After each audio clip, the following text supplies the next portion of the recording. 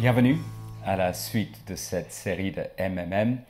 Nous voyons ensemble comment les mots-clés du livre de Jonas nous éclairent sur le message central du livre.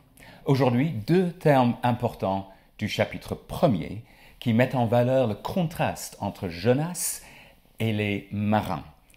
Il s'agit de lancer et de craindre.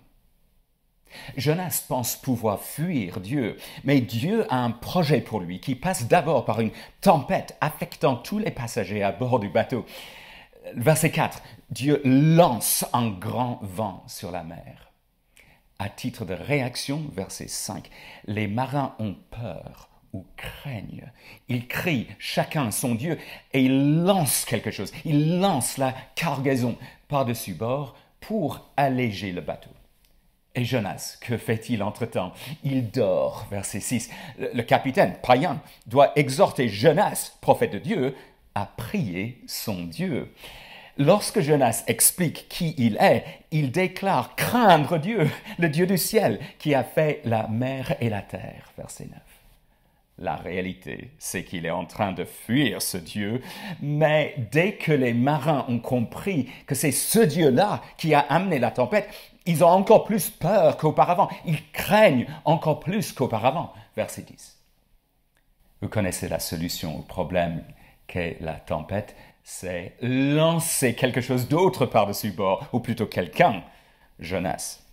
Mais là, les marins prient le vrai Dieu pour dire qu'il répugne à faire cela et pour demander qu'il ne soit pas considéré coupable de meurtre. Ne l'oublions pas. La raison pour laquelle Jonas est en train de fuir, c'est qu'il ne s'intéresse pas à la survie des Ninivites. Mais les marins, eux, s'intéressent bel et bien à la survie de Jonas. Et s'ils s'en remettent à la souveraineté de Dieu, car toi, Éternel, tu fais ce que tu veux, ça montre leur cœur ayant prié Dieu, ils lancent Jonas dans la mer, ils craignent Dieu. Ils offrent des sacrifices à Dieu. Ils font des vœux à Dieu.